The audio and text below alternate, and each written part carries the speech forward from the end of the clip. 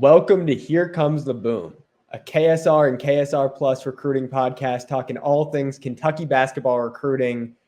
We're going to be talking about some 2025 prospects, and more importantly, we're going to be talking about transfer portal because we're 10 days away from the transfer portal officially opening, and we're already having names pop up. Before we do all that, be sure to go and subscribe to KSR Plus. We've got the March Madness sale going on, $1 for the first week. New members only. It's a great deal because we're going to have tons of content coming your way talking about this year's Kentucky basketball team as they play out in Nashville in the SEC tournament and going into March Madness. And we're also going to be talking about transfer portal options. The first being Trayson Eaglestaff, who is the first player with confirmed Kentucky interest. We broke that over on KSR Plus earlier this week. We're going to be talking to On3's Joe Tipton about him.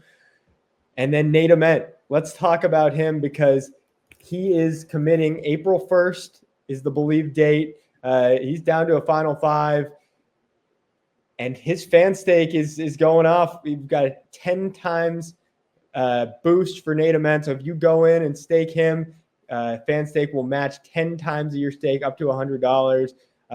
Let's take a look at where things stand right now with Nate Ament's fan stake. So we've got Louisville remaining atop the leaderboard at 86,000, Kentucky shortly behind at 48,000, and Duke at 25,000. Everyone else is less than 10,000. So be sure to go 10 times boost. Let's climb Kentucky up that leaderboard. Let's get them up past Louisville. Let's hit 100,000. Let's make this a no-brainer for Nate Ament. Now let's get into talking to On3's Joe Tipton about Nate Ament and transfer portal targets for Kentucky. Welcome back. Let's bring on3 national basketball analyst Joe Tipton to talk about some high school recruiting and some transfer portal recruiting. Joe, thanks for joining me. Absolutely, Jacob. Happy to be here, man. So before we get into the transfer portal stuff, I know that's been all the talk this past week, even before the season's over. Let's talk about Nate Ament because his decision is just weeks away. So what's the latest you're hearing there? What should we know about his recruitment? Yeah, not a lot has changed in conversations that I've had with sources with Nate. He's still down to a Final Five, so Kentucky, Duke, Louisville, Arkansas, and Tennessee. It's been really hard to kind of get like a really good feel for his recruitment because depending on who you ask, they say different things. I think the consensus is, the majority either sides with Louisville or Duke, but then Kentucky's kind of right there in third place, kind of within striking distance. Arkansas just hosted him for a visit as well, so they've kind of made things interesting here kind of in the last couple of weeks of his recruitment. He's still planning, at least to my knowledge, to announce at the McDonald's games, and I think that's April 1st, I believe. So we still got just over 2 weeks away to go. He could very well be a cat. It's possible, but I just don't know how likely. Well, that's really the big high school guy still on the board, but this past week has seen a lot of guys enter the portal, and we're starting to hear some rumblings about who Kentucky may be involved with. First guy, North Dakota guard, Trayson Eaglestaff. He's a guy that KSR, we're reporting that Kentucky will be at least somewhat involved in that recruitment. So, Joe, what can you say about him? Yeah, Eaglestaff, he's, one of the top scorers that have announced that they're going to be in the transfer portal. He's around 6'6". He averaged almost 19 points a game, and he can really catch fire. He had 40 on Alabama this year and 51 just over a week ago against South Dakota State.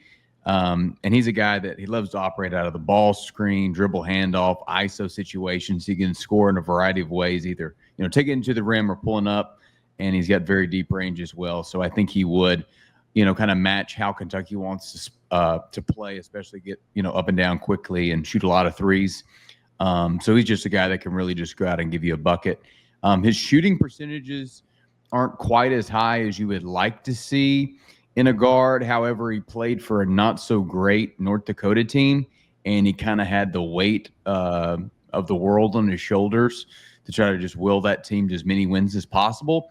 But I do think he's a excellent player, and obviously you've reported that you expect Kentucky to be involved. So really excited to see where his recruitment goes. He won't be able to officially enter the portal until I believe March 24th is the day it officially opens for undergrads.